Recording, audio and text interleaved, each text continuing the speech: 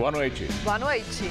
Dilma demite ministro da Saúde, o petista Arthur Quioro, por telefone. O presidente deve entregar o cargo ao PMDB, que pode crescer de 6 para 7 ministérios. Miguel Jorge, ministro do governo Lula, diz que o ex-presidente fez lobby para Odebrecht. Polícia paulista afirma que serial killer assumiu ter matado 6 pessoas. Moradores da Granja Viana se unem para reduzir o número de assaltos. Desemprego aumenta e atinge a maior taxa desde 2012. Em Osasco funciona há 65 anos a única fábrica de pianos da América Latina.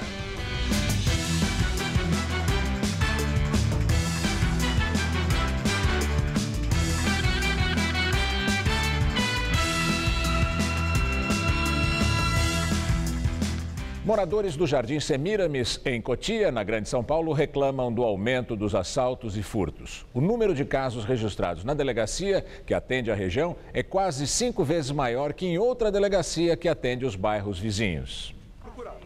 São 4 câmeras no muro alto. Uma delas é capaz de identificar a placa dos carros que passam na rua. As imagens são gravadas dia e noite. Foi assim que Sérgio flagrou o assalto no portão há 20 dias. Ao tirar o carro da garagem no fim da tarde, a filha dele foi abordada por um homem que saltou de um outro veículo. Apontou a arma, ameaçou e tirou ela rapidamente do carro, jogou no chão e acabou saindo. O vizinho da casa da frente também instalou câmeras e alarme, além dos cachorros e da cerca elétrica. Mas isso depois que foi assaltado. A mulher dele foi rendida no portão e os bandidos invadiram a casa. Quando acontece alguma coisa na rua, aí começa a passar a viatura e tal, mas é só passar 2 dias, acabou, não passa mais nada aqui. Nem guarda civil, nem polícia militar, não passa. A delegacia de Cotia, responsável pelo Jardim Semíramis, que faz parte da Granja Viana, registrou neste ano, até agosto, 410 roubos de carros, casas e a pedestres. A média é de 50 casos por mês. E quando a gente volta um ano nas estatísticas, percebe que o cenário já era esse. A quantidade de assaltos nesta região equivale a quase 5 vezes a registrada na outra delegacia de bairro de Cotia. O delegado diz que são bairros visados por causa do alto poder aquisitivo dos moradores. Nós estamos trabalhando junto com a Polícia Militar, nosso contato com o capitão praticamente todo dia, tanto com a Polícia Militar quanto com a Guarda Civil Metropolitana, que é muito eficaz aqui na região. Então, esses índices estão abaixando. A representante dos moradores no Conselho de Segurança do bairro se mostra confiante no programa Vizinhança Solidária, em parceria com a Polícia Militar. Os vizinhos formaram um grupo no WhatsApp, no qual trocam informações e relatam situações suspeitas. A adolescente estava observando a entrada do pai na sua residência quando ela viu que o pai estava entrando acompanhado de meliantes. O que ela fez? Ela comunicou ao grupo, por favor, estão entrando na minha casa.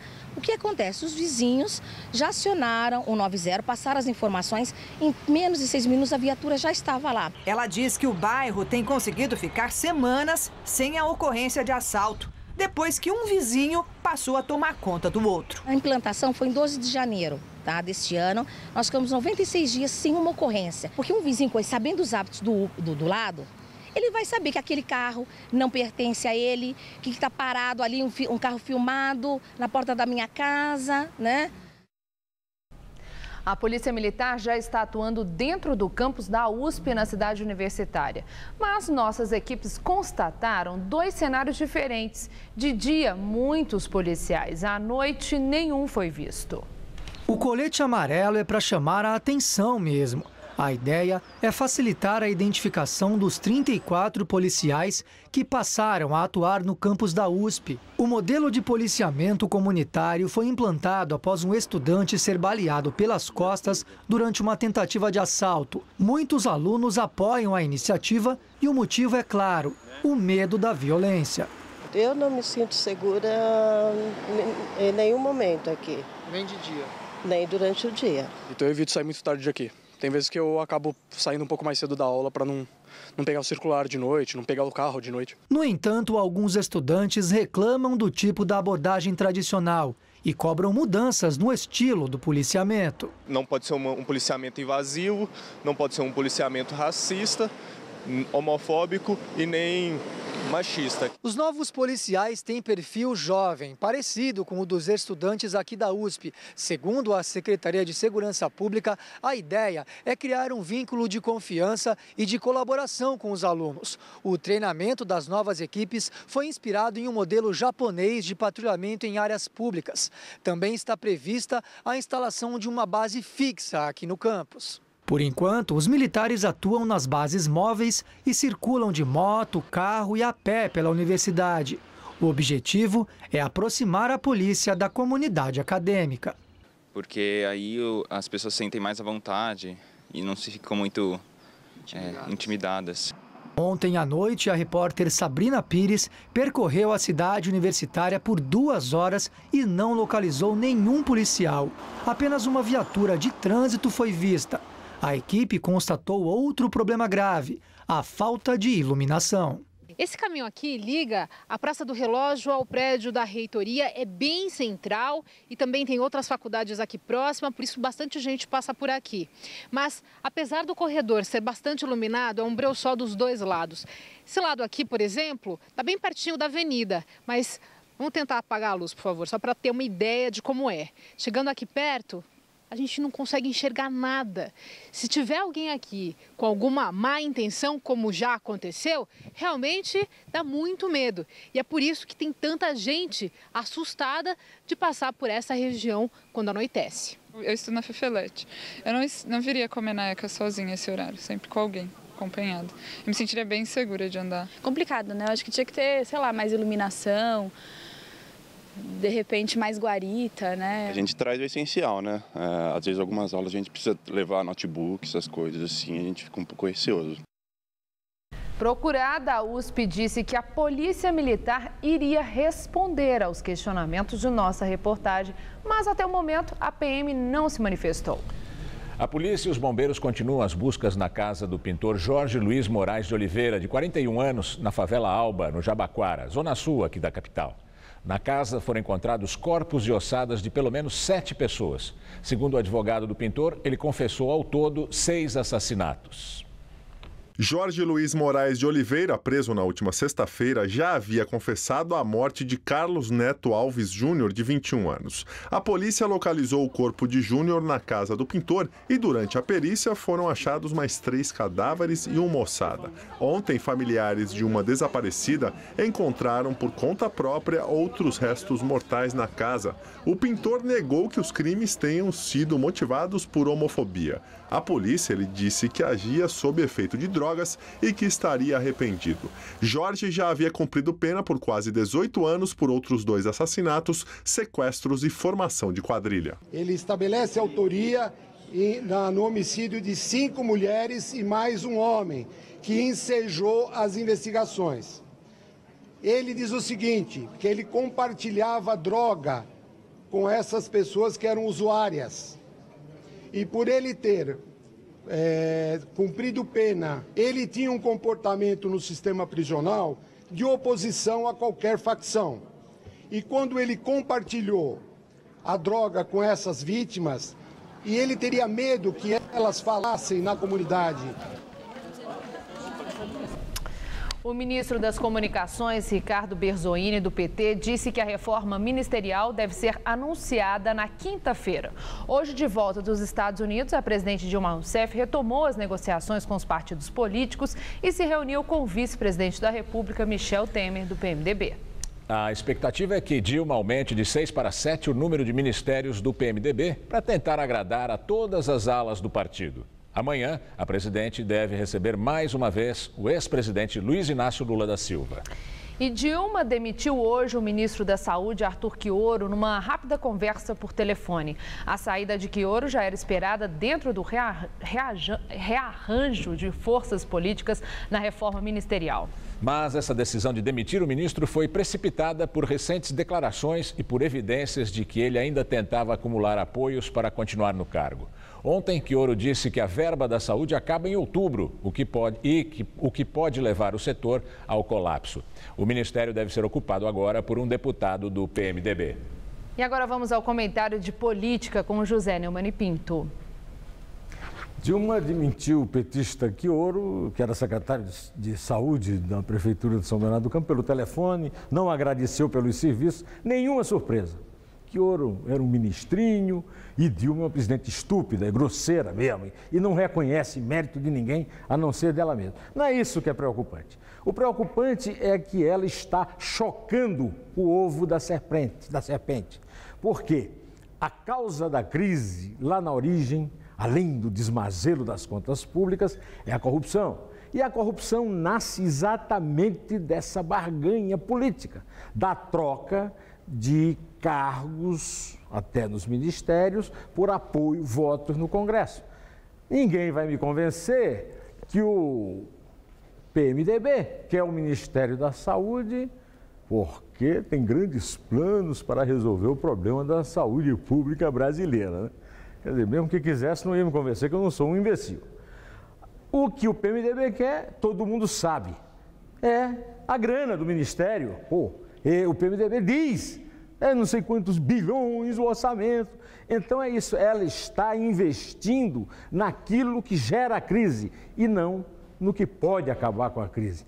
Ela tem, sei lá quantos, 3 anos e 3 meses, ou apenas 3 meses de governo, e podia tentar sair pela porta da frente da história, provocando uma grande reforma na Previdência, uma reformulação na questão das contas públicas e, sobretudo, nomeando um ministério pequeno e decente. Não, ela insiste agora. Antes ela negociava com o Temer, agora é com o jovem Pisciani, lá do Rio. Um cara que nem votar nela votou, ele votou no Aécio, publicamente. Ele era do Aezão, Aécio e Pezão. É o gabinete do jovem Pisciani, que lembra o gabinete do liberal Visconde Ouro Preto, no Segundo Império, que fez um baile na Ilha Fiscal para uma tripulação de um navio chileno e terminou 6 dias depois assistindo à deposição do imperador. Eu não sei para quando vai ser convocada a festa da despedida prévia da República do PT. Mas, por mais que ela demore, ela vai terminar no lixo, na porta de fundos da história, né? Pelo amor de Deus, a presidente tem de parar de lutar pelo mandato dela e tentar salvar o que ainda resta para ser salvo no Brasil. Inclusive nós, nossos empregos, nossas empresas, etc. Bem, eu estarei de volta aqui na sexta-feira, direto ao assunto, em pé. Ministro do governo Lula diz que o ex-presidente fez lobby para a empreiteira Odebrecht. É o que revela um e-mail apreendido pela Polícia Federal. Na mensagem trocada com executivos da construtora, o então ministro do Desenvolvimento, Indústria e Comércio Exterior, Miguel Jorge, diz que PR fez lobby pela empresa em um dos encontros com líderes estrangeiros em 2007. Para a Polícia Federal, a sigla PR significa Presidente da República. Atualmente, o Ministério Público investiga se Lula fez tráfico de influência para favorecer a Odebrecht. Há suspeita de que ele teria ajudado a construtora a obter contratos na América Latina e na África, bancados com recursos do BNDES. Em nota, a assessoria do Instituto Lula classificou de atuação lícita, ética e patriótica do ex-presidente quando defendeu os interesses de empresas brasileiras no exterior. A Odebrecht informou que os trechos de mensagens eletrônicas divulgados apenas registram uma atuação institucional legítima e natural da empresa e sua participação nos debates de projetos estratégicos para o Brasil. Com o desemprego em alta, muitas pessoas recorrem a cursos de qualificação profissional de olho numa vaga no mercado de trabalho. Mas especialistas em direito do consumidor aconselham cautela na hora de contratar o serviço e alertam para promessas enganosas de emprego. Sara está desempregada há mais de 1 ano e ficou animada quando recebeu uma mensagem no celular informando que o currículo dela tinha sido selecionado. Ela não perdeu tempo, procurou logo a empresa que lhe enviou a mensagem para uma entrevista. A moça começa a conversar com você, aí ela fala, eu tenho uma vaga aqui de recepcionista, o salário é 1.300, tem todos os benefícios, você fazendo o curso, você já começa a trabalhar na outra semana. Sara desembolsou R$ 360 para um treinamento profissional de um dia. Segundo ela, a empresa que realiza o curso garantiu que seria contratada. Eu não tinha esse dinheiro, tanto que eu parcelei, não tinha, e assim, é revoltante. Beatriz também recebeu a mensagem pelo celular enviada pela mesma empresa de treinamento. Ela garante os 99% de chance que só tem uma vaga de emprego, que é para recepcionista, que é de segunda a sexta, é tudo aquilo que realmente eu queria, mas na verdade não é. As duas guardam o certificado do curso e também o contrato que assinaram com a empresa. Uma delas registrou boletim de ocorrência na polícia. Insatisfeitas, querem receber de volta o dinheiro do pagamento. Fiz esse curso, fiz toda animada, realmente esperando o emprego, e hoje eu me sinto decepcionada. A equipe 7 de treinamentos funciona neste prédio no Tatuapé, na zona leste de São Paulo. No site do Tribunal de Justiça de São Paulo, há 39 registros de processos abertos contra a empresa, a maioria por dano moral e devolução de dinheiro. Nós conversamos com a administradora da empresa, Cibele Carvalho, mas ela não quis gravar a entrevista. Ela informou que os contratos assinados com os clientes prevêem apenas a indicação de 2 vagas de emprego em empresas parceiras, a equipe 7 Treinamentos, e que eles mantêm também uma assessoria de 120 dias aos candidatos. Mas ela negou que haja promessa de efetivação na vaga. A administradora disse ainda que os funcionários agora estão tendo mais cautela na hora de informar os benefícios dos serviços prestados pela empresa. Mas este especialista em direito do consumidor alerta. Toda oferta de emprego certo, ela muito provavelmente é uma oferta enganosa. Então o consumidor tem que desconfiar e não sair desembolsando dinheiro, porque a pessoa na esperança de obter um emprego acaba fazendo um pagamento que muitas vezes não tem condição de fazer. Em Osasco, região metropolitana de São Paulo, funciona a única fábrica de pianos da América Latina. A Fritz Dobert mantém há 65 anos a tradição durante todo o processo de fabricação dos instrumentos. Já imaginou trabalhar com esta trilha sonora de fundo? É o dia a dia dos funcionários da Fritz Dobert, fábrica de pianos tradicional em São Paulo e que hoje é a única fabricante do Brasil. Tem modelo para todos os gostos: branco, preto, marrom, vertical, de cauda. O Célio é filho de um dos fundadores e faz questão de manter a tradição. Continuamos com a mesma vontade, a mesma paixão, né, pela música, em produzir os pianos, porque nós gostamos muito do que fazemos. O pai do Célio é o da esquerda nesta foto de 1950, que retrata os 3 sócios assinando a fundação da fábrica. 65 anos se passaram e muitos músicos de renome tocaram em modelos da empresa. João Carlos Martins, João Donato e o italiano Luciano Pavarotti, que até assinou um modelo. Mas até chegar a esse formato pronto, todo o corpo do piano precisa ser construído. Começa aqui com o Edson, que faz o braço do piano. Daqui vai direto para o seu Antônio, que é especialista na frente, é como se fosse a barriga do piano. Depois vai para o seu Ariovaldo aqui, ele faz o pé, ou seja, ele é responsável por todo o suporte do piano. Tudo isso para ser juntado e chegar a essa estrutura pronta. Nas etapas seguintes, as peças são pintadas, lixadas e polidas. Aí é hora de corpo tomar forma, montando toda a parte mecânica. Aqui eu estou ajustando a área do piano, né? E você pode ver que ele está tudo desregulado. E claro que o piano não sai daqui desafinado, né? É aí que entra o Sidney. Você afina tudo de ouvido? De ouvido. Exige uma prática boa, hein? Uns 40 anos de serviço só. Vendo pela TV, dá até pra pensar que o processo é assim rápido, né? Nada disso. Com tanto detalhe, dura em média 55 dias. Tanto cuidado reflete também no preço final. Os pianos verticais a partir de R$ 13.800 e pianos de cauda a partir de R$ 32.000. Tudo para que chegue impecável aos dedos de músicos como a Ruth.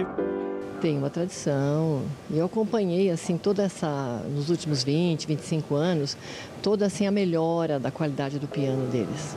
São muito especiais.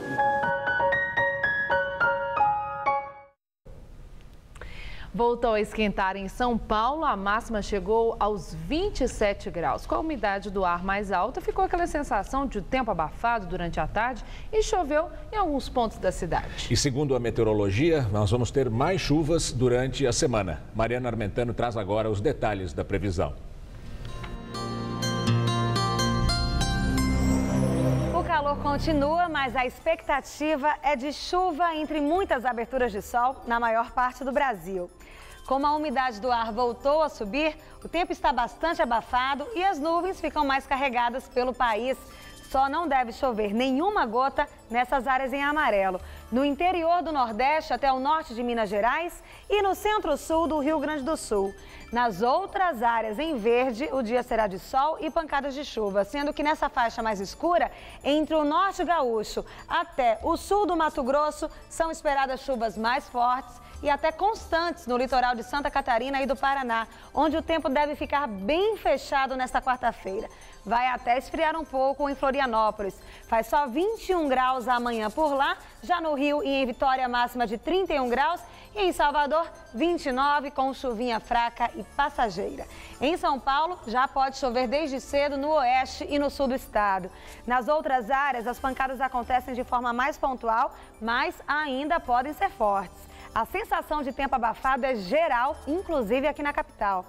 Nessa madrugada, mínima de 17 e máxima à tarde na casa dos 26 graus. E o tempo quase não muda na quinta-feira. Só a partir do final da semana é que esquenta mais, faz até 27 graus na sexta e aumentam as chances de pancadas fortes e volumosas. Por isso, eu já adianto que tanto no sábado quanto no domingo, a previsão é de tempo bem abafado e temporais. O presidente Dilma Rousseff sanciona o texto da reforma política aprovado pelo Congresso e veta o trecho que permitia a doação de empresas a campanhas eleitorais.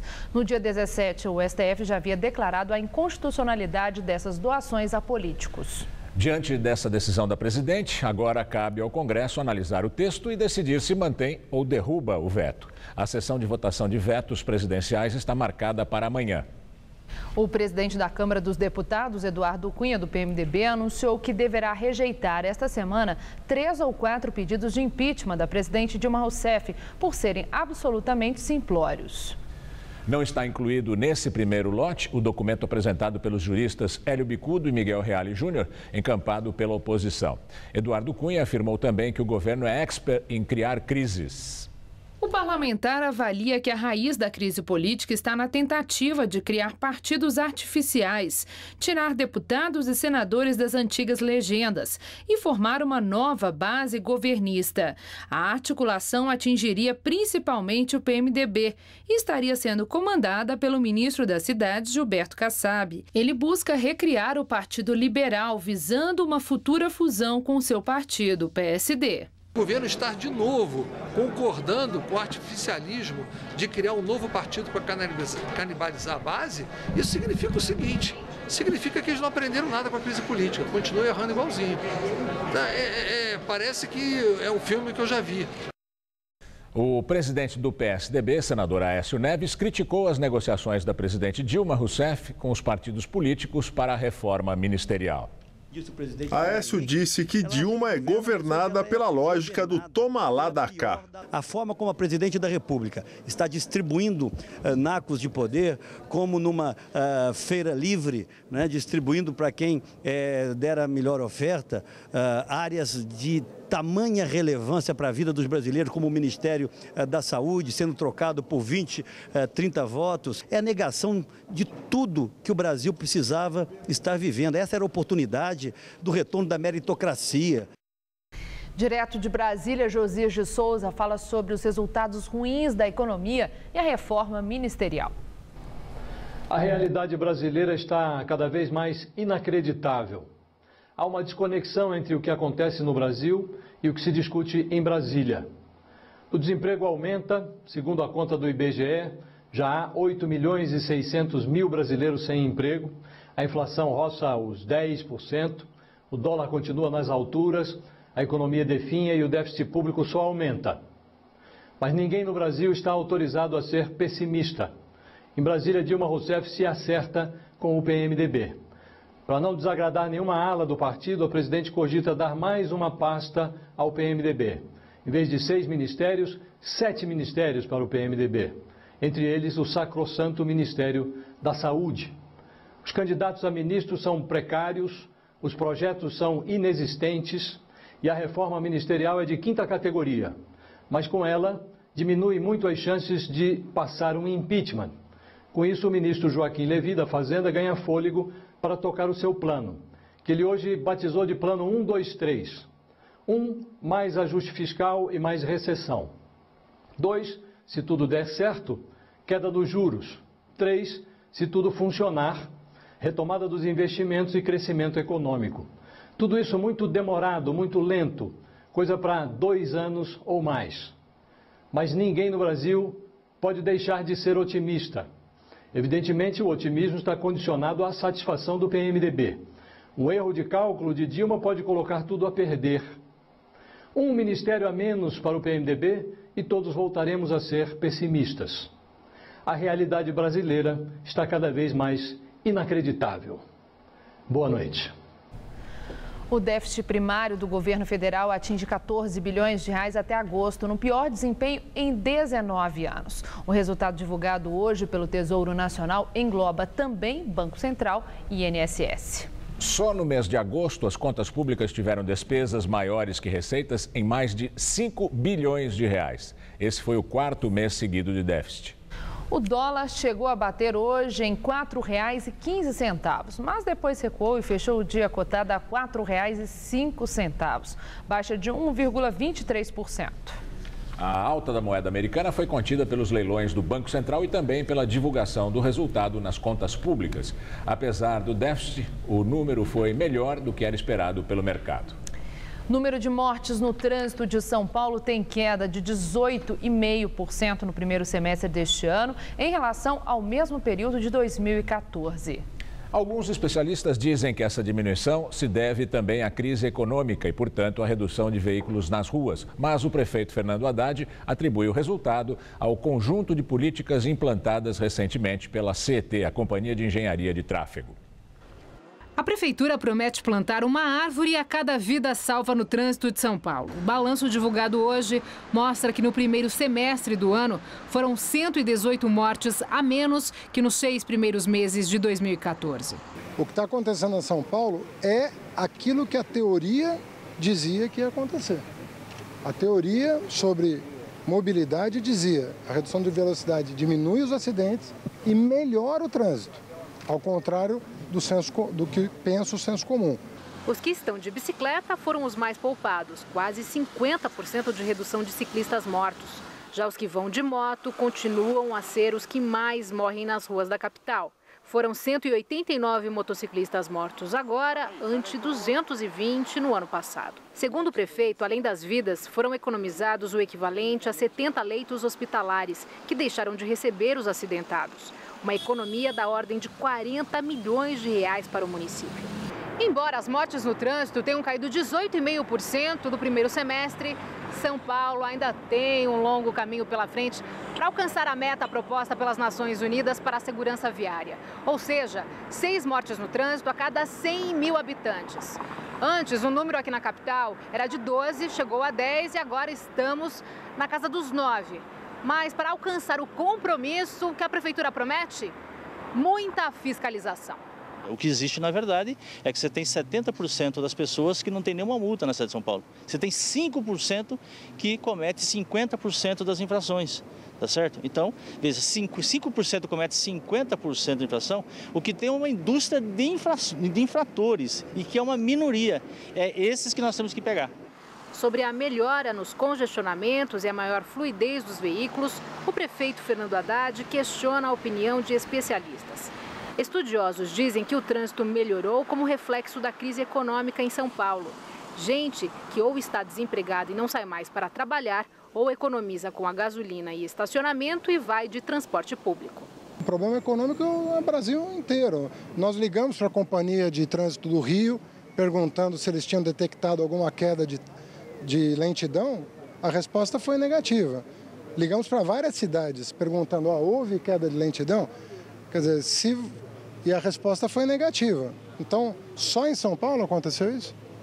Parece ter havido alguma outra coisa. e foram as medidas tomadas.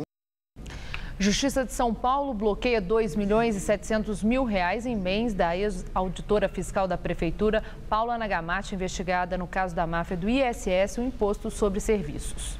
Esse esquema teria desviado R$500 milhões ao isentar ou reduzir tributos no setor imobiliário. Paula Nagamate era chefe de gabinete do secretário de Finanças Mauro Ricardo nas gestões dos prefeitos José Serra e Gilberto Kassab. Na semana passada, foram bloqueados também os bens do ex-fiscal Luiz Alexandre de Magalhães. O Ministério Público quer que ele devolva R$46 milhões aos cofres públicos. O coordenador dos presídios da Grande São Paulo, Hugo Berni Neto, vai ser investigado pelo Ministério Público por suspeita de corrupção e enriquecimento ilícito. Funcionário do governo tucano de São Paulo, Berni Neto, que tem salário bruto de R$18 mil por mês, comprou nos últimos anos pelo menos 12 imóveis que valem mais de R$7 milhões. A promotoria já investiga uma suspeita de fraude e de superfaturamento numa licitação para a compra de refeições prontas para presos. Nesse caso, a empresa que vende as quentinhas ao Estado é acusada de pagar propinas aos funcionários do governo do PSDB para fechar contratos. Hugo Berni Neto é responsável por 28 presídios estaduais. Uma das funções dele nesse cargo é administrar as licitações da Secretaria Estadual da Administração Penitenciária. Na entrevista do dia com Maria Lídia Flandoli, a análise do vigor da democracia brasileira no enfrentamento da crise. Entrevista o cientista político Marco Aurélio Nogueira, professor titular e diretor do Instituto de Políticas Públicas e Relações Internacionais da Unesp. Obrigada, professor. Professor, outro dia foi divulgada a pesquisa do IBOPE, mostrando que 81% dos brasileiros estão insatisfeitos com a democracia. Coincidentemente, o juiz Sérgio Moro havia feito uma declaração de que tudo que a Operação Lava Jato está mostrando, evidenciando nesse grande escândalo de corrupção da Petrobras, desequilibrou a democracia. O senhor entende que é por aí, é a partir dessas notícias do escândalo da Petrobras que há esse crescimento da insatisfação com a democracia no Brasil? Olha, eu acho que é possível fazer essa ligação, mas eu acredito que o problema da democracia não é exclusivamente brasileiro, né? A democracia conhece uma crise hoje no mundo todo, né? Especialmente provocada pelo fato de que os principais atores da vida democrática, que são os cidadãos e as organizações, estão sofrendo um processo de transformação muito grande, tanto em termos de valores, quanto em termos de formas de organização e de atuação na sociedade, né? Um indicador dos problemas da democracia é que no mundo todo os partidos políticos estão sofrendo uma crise profunda, né? Estão com dificuldades, digamos assim, de estabelecer uma comunicação ativa, forte, expressiva com os eleitores, com os cidadãos. Nos países em que o voto não é obrigatório, por exemplo, aumenta muito a abstenção, né? No Brasil, nós também temos abstenção. A abstenção cresceu nas últimas eleições. Então, eu acho que esse é o fator básico. A nossa sociedade, a sociedade mundial, digamos assim, e particularmente a brasileira, está passando por um processo de mudança no plano cultural, no plano estrutural, no plano do modo como as pessoas agem na vida pública, que inevitavelmente leva a uma pressão em favor da transformação da democracia, de mudanças no sistema político. Só que os sistemas políticos são lentos. A sociedade muda rapidamente e os sistemas políticos mudam com muita lentidão. E as necessidades e as pressões em cima do cidadão certamente alimentam, né, a urgência, esse sentimento dessa mudança. Mas, professor, de qualquer forma, no Brasil, desde 2013 nós estamos tendo uma expressão do sentimento. Parece que o cidadão resolveu sair da sua zona de conforto e ir para a rua dizer o que ele está sentindo, o que ele acha, o que ele pensa e o que ele quer. Tanto a favor ou contra quem tem poder de decisão, que é o governo constituído, em todos os níveis, né? Tanto federal, como estadual, como o municipal. No caso, isso significa para o nosso país uma demonstração de vigor e maturidade da democracia brasileira, em que o cidadão vai para a rua e se expressa, não se vendo representado pelos partidos, ele toma a iniciativa. Isso é indicador de maturidade da democracia ou é mera catarse, um mero desabafo, vou para a rua e grito? Não, eu não acho que seja nem necessariamente uma coisa nem outra. Uma catarse pura e simples seguramente não é. Porque nós temos hoje uma agenda muito complicada na sociedade que está repercutindo de forma muito negativa sobre o humor da cidadania. Então, uma boa parte das pessoas que estão indo às ruas protestando estão canalizando uma insatisfação que hoje é geral na sociedade. Né? Ou seja, nós temos problemas para o lado em que nós olharmos, nós localizaremos algum tipo de problema. Então não é uma pura catarse, mas também não é uma prova de vigor da democracia, porque até agora essa pressão ou essa ida das pessoas à rua não produziu nenhum tipo de efeito positivo, expressivo, a não ser a de verbalizar a insatisfação. Né? Ou seja, não houve uma recuperação do sistema político. O sistema político continua abandonado pelas pessoas. As pessoas estão protestando hoje, basicamente, de costas para o sistema político, contra o sistema político, contra os políticos. E enquanto não for resolvido essa questão, fica difícil a gente dizer que isso revigora a democracia. Porque a democracia não pode funcionar num país das dimensões do Brasil exclusivamente à base da indignação cidadã. Ela precisa ter alguma tradução institucional, organizacional, que faça essa indignação se traduzir em termos de políticas públicas efetivas. Os esforços da presidente Dilma para resgatar a estabilização na relação política, na base do governo, no Congresso Nacional e conseguir seguir no caminho que ela traçou como sendo a solução para a crise política e econômica do Brasil.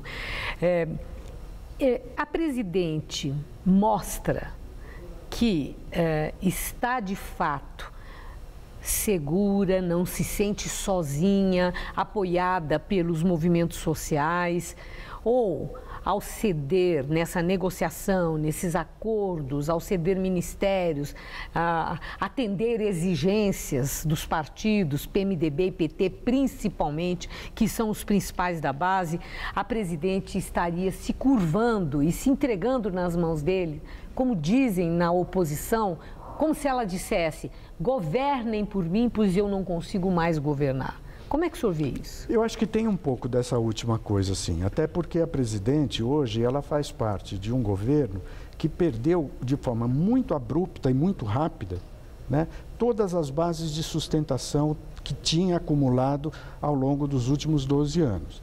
Né? O sistema de coalizões em que o governo se apoiava fracassou.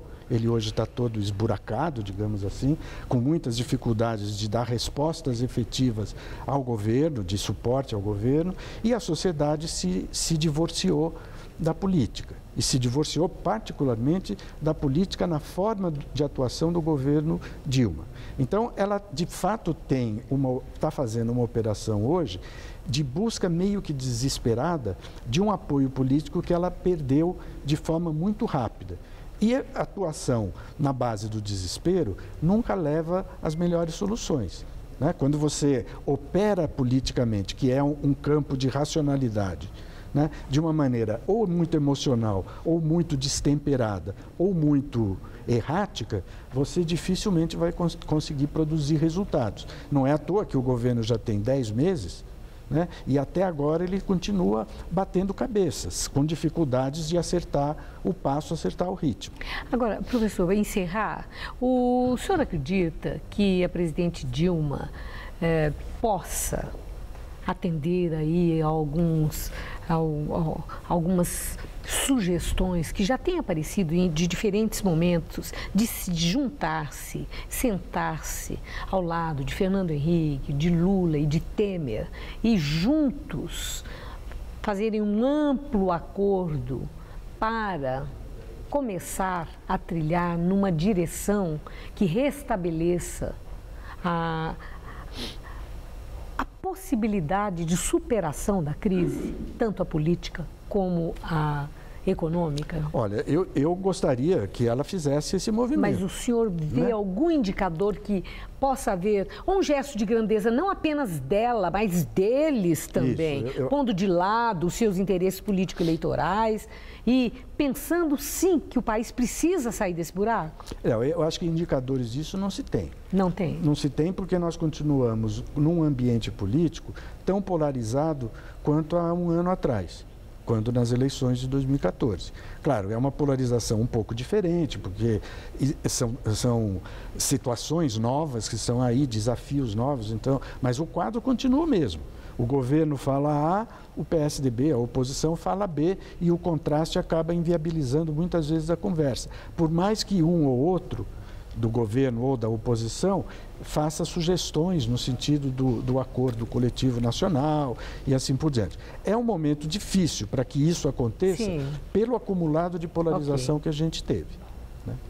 Mas é possível acontecer, porque uma forma do governo não apenas sobreviver, mas cumprir uma função positiva no cenário nacional, passa por aí. Sem isso, ele não vai conseguir chegar em boa forma até 2018.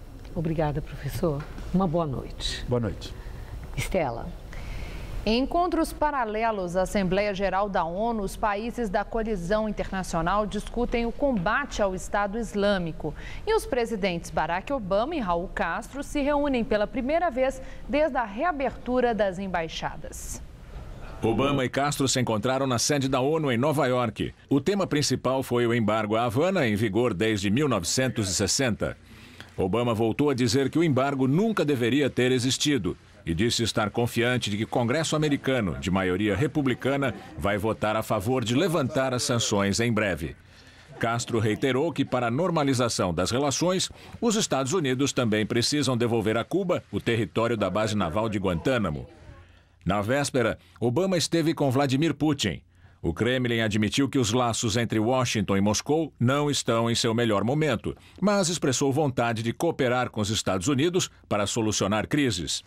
O porta-voz informou que Obama e Putin conversaram ontem sobre o compartilhamento de informações sobre a crise na Síria.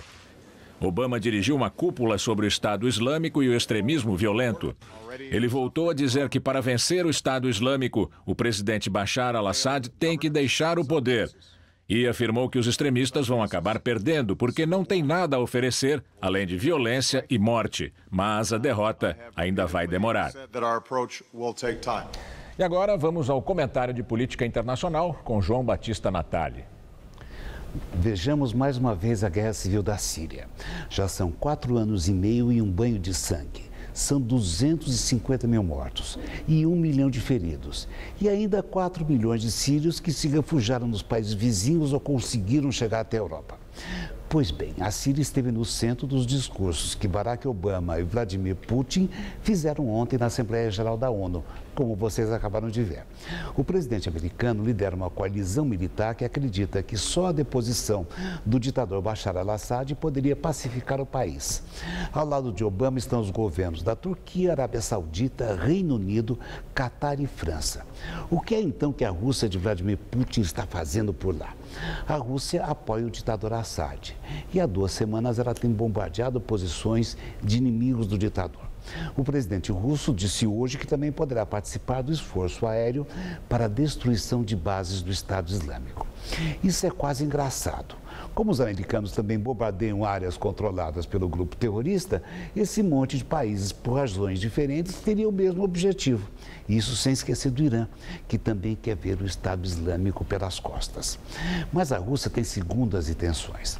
Ela participa de uma forma modesta no conflito da Síria, mas o que ela procura é abrir as portas para voltar à comunidade internacional. A Rússia sofre hoje com as sanções econômicas de países ocidentais, que não perdoam a intervenção dela na Ucrânia e a anexação da Crimeia. A verdade é que o Kremlin apostou todas as suas fichas na ida de Vladimir Putin à ONU. E os russos estão tão paranoicos que hoje um jornal de Moscou disse que os Estados Unidos anunciaram a existência da água no planeta Marte só para eclipsar o brilhantismo de Vladimir Putin na Assembleia Geral. Mas digamos que os russos queiram sinceramente atingir o Estado Islâmico. Esses bandidos já mataram 3.200 pessoas na Síria. Combater esse grupo faz parte moralmente de uma guerra justa. Pouco importa quem vai puxar o gatilho. É assim que o mundo gira. Boa noite. Edward Snowden, ex-consultor da NSA, Agência de Segurança Nacional Americana, abre conta no Twitter. Hoje ele publicou sua primeira mensagem. Vocês podem me escutar agora, diz o tweet em inglês. Em sua descrição, Snowden diz: eu trabalhava para o governo, agora eu trabalho para o público. A única conta que Snowden segue é da NSA. Após revelar como funcionava a espionagem americana, Snowden fugiu dos Estados Unidos e está refugiado na Rússia. O Expo Center Norte, aqui em São Paulo, recebe até amanhã a maior feira de bicicletas da América Latina. Veja na videoreportagem de Renata Falzoni. Além de expor bicicletas de transporte, de esporte, de lazer, infantis, pneus, rodas, transmissões, acessórios e tendências, a Cycle Fair, a maior feira de negócios da bicicleta aqui da América Latina, também cumpre o seu papel de promover o debate por mobilidade sustentável no país. Então a bicicleta é um grande transformador da sociedade, sem dúvida, e a Brasil Cycle Fair se propõe a fazer parte desse grupo de pessoas, associações, empresas, mídia. Então é um grande ponto de encontro que tem como objetivo fomentar o crescimento do mercado de bicicletas. 10 prefeitos de cidades com alto índice de ciclistas abrem o ciclo de palestras. É um momento importante que nós encontramos aqui para conversar com o setor econômico e também com a presença do poder público e reunir os companheiros da sociedade civil para discutir esses objetivos que nós temos em comum, que é botar mais pessoas em cima de bicicletas. São 103 expositores com expectativa de 15 mil visitantes em 4 dias. Além de tecnologia e debates, a arte entra como amálgama de tudo. Nossa, a arte é importante para todo o segmento. Principalmente com bom humor você consegue alavancar essa cultura da bicicleta, trazer as pessoas para que elas possam pedalar, né? Eu acredito que a arte tem essa função. E vamos agora às notícias do esporte, com Estela Gontijo e Celso Cardoso. Contrato de Ronaldinho Gaúcho com o Fluminense é rescindido. Ele ficou pouco mais de 2 meses no clube. Celso Cardoso. Estela, apesar do pouco tempo, embolsou um bom dinheiro, cerca de 2 milhões de reais. Foram 9 jogos, nenhum gol, nenhuma assistência, algumas vaias e grande frustração. O rompimento foi divulgado ontem e comentado nesta terça-feira pelas partes envolvidas. Craque da bola, Ronaldinho Gaúcho encantou o mundo na maioria dos times onde passou. Na seleção brasileira, foi uma importante peça da conquista do pentacampeonato mundial. No entanto, a magia do jogador parece estar com os dias contados. Afinal, desde que ele vestiu a camisa do Fluminense há quase 3 meses, o desapontamento foi geral. A situação ficou invertida no futebol. Aos 35 anos, o craque foi para o banco de reservas. O dirigente do tricolor carioca isentou Ronaldinho de qualquer culpa na má fase que vive o time nesse segundo turno. E não se arrepende da negociação. Acho que o Fluminense não errou. Acho que o Fluminense teve uma oportunidade, como qualquer jogador que a gente traz, seja o Ronaldo ou qualquer outro jogador, e que tem a possibilidade de render o que a gente espera ou não render, né? Ele também ontem, de maneira grandiosa, quando conversou com a gente, foi muito claro e objetivo, repito, e grandioso ao dizer que não estava dando ao Fluminense a reciprocidade que o Fluminense merecia. Existe a possibilidade dele encerrar a carreira. Embora continuar jogando em um país onde não exista muita cobrança por resultado, também é uma hipótese para o futuro daquele que um dia deixou todos de boca aberta com tanto talento. Celso, eu achei bem interessante que vocês fizeram a enquete no Gazeta Esportiva, né, sobre se o Ronaldinho Gaúcho deveria se aposentar. Mais de 80% das pessoas votaram que sim. E você, qual é a sua opinião? Também acho. O Ronaldinho Gaúcho não é tão velho assim. Então, se ele estivesse disposto a jogar futebol, a manter a forma, ser profissional, ainda teria mais uns 2, 3 anos, com certeza. Eles mesmos problemas antigos, né? Balada, a gente viu aqui o Romário com 40 anos O Romário também ia para a balada, mas dava conta do recado. Você precisa ser profissional. O que o jogador faz fora de campo não me interessa, desde que ele corresponda dentro do campo. E o Romário, com 40 anos, foi artilheiro do Campeonato Brasileiro jogando bola. O Ronaldinho, ele teve uma passagem pelo Querétaro, time de segunda divisão do México, não se firmou. E no Fluminense também, 9 jogos, não fez absolutamente nada. Então é melhor parar com dignidade. Mas tem que ter foco nos treinos para conseguir sair bem em campo, né, Celso? Sim, falta profissionalismo. Falta profissionalismo. Simplesmente isso. Copa do Brasil, São Paulo vai ao Rio de Janeiro defender a vantagem no primeiro jogo no Morumbi. E que vantagem! Venceu por 3-0 e praticamente encaminhou a classificação para as semifinais. Hoje foi realizado o último treino antes da partida de amanhã no Rio. Começar uma disputa com vantagem de 3-0 para o adversário não é mal para ninguém. Principalmente para o São Paulo, que conquistou este feito semana passada contra o Vasco. Um empate ou até uma derrota por 2 gols dá a classificação ao tricolor. Se fizer um gol no Maracanã, obriga os cariocas a marcarem 5. Com o departamento médico cheio, o São Paulo terá ao menos 4 desfalques considerados como titulares na partida contra o Vasco da Gama. Michel Bastos, Luiz Fabiano e Breno ficam de fora, além do atacante Rogério, que já atuou pelo Vitória na Copa do Brasil. É difícil até falar, né, quem é titular ou não, né? Até porque a gente faz o Osório tem essa maneira de trabalhar fazendo rodízio, então todo mundo tá podendo jogar, né? Então não tem titular absoluto. A pressão começa desde cedo. A Copa do Brasil é encarada como obrigação, já que esta é a única oportunidade que o São Paulo tem de ser campeão nesta temporada, já que o Brasileirão está praticamente descartado pela vantagem para o líder Corinthians. Tem que pensar em perda, tem que pensar no momento. Acho que o momento agora é o Vasco, umas quartas de final, onde a gente pode passar para uma semifinal e em busca do título. Em Portugal, o ex-técnico do Brasil na última Copa teve que se virar com o fisco. Luiz Felipe Scolari, agora no futebol chinês, fez um acordo com o Ministério Público português e pagou uma dívida de 3 milhões de euros. Segundo os jornais portugueses, Felipão não teria declarado mais de 7 milhões de euros entre 2003 e 2008, quando dirigiu a seleção portuguesa. Sem o acordo, Felipão poderia responder criminalmente por fraude fiscal e lavagem de dinheiro. O processo agora foi arquivado.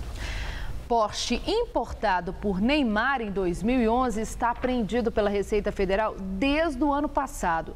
Segundo reportagem do jornal Folha de São Paulo, o Porsche Panamera está até hoje sob a guarda do fisco por supostas irregularidades na importação. Mais um capítulo do Neymar. A Receita Federal considera ilegal o trâmite realizado para trazer o carro ao Brasil com o uso de empresas intermediárias para burlar burocracias e custos adicionais da importação. Foi a Neymar Sport Marketing, que cuida dos direitos de imagem do jogador, quem realizou a compra em 2011, pelo valor de 350 mil reais. A empresa de Neymar se defende e diz que foi vítima de outra campanha. É muito complicado. Felipe Scolari envolvido em irregularidades no fisco, em Portugal, e o Neymar... Péssimos exemplos. Péssimos. Celso, muito obrigada. Boa noite. Uma boa noite para você. E é com você, Gamberini. A Alemanha começa a mudar a sua lei de asilo. A Organização Internacional de Imigrações estima que mais de 500 mil refugiados e imigrantes já chegaram à Europa pelo mar este ano. A rota do Mediterrâneo registra o maior número de mortos. Cerca de 2.700 pessoas se afogaram ou estão desaparecidas. A Guarda Costeira italiana disse que mais de 1.100 pessoas foram resgatadas de botes infláveis em apenas um dia. Na Líbia, a Guarda Costeira interceptou 250 pessoas que tentavam viajar para a Europa em botes. Na Alemanha, o governo apresentou um pacote de medidas que endurece a lei de asilo do país. Pessoas que saem de países considerados seguros, como Albânia, Kosovo e Montenegro, devem ser deportadas. O tempo máximo que os requerentes de asilo podem ficar numa unidade de acolhimento passa de 3 para 6 meses. Mas a ajuda financeira nesse período vai ser substituída por serviços e fornecimento de itens de primeira necessidade. A integração de refugiados bem qualificados para o mercado de trabalho vai ser facilitada. O pacote deve ser aprovado em breve pelo parlamento alemão, onde a coalizão do governo tem maioria e pode entrar em vigor já em novembro. O Jornal da Gazeta fica por aqui. A edição de hoje pode ser vista no site do Jornal da Gazeta. Mais notícias em nossa edição das 10. Uma boa noite para você. Voltamos amanhã às 7 da noite. Até lá.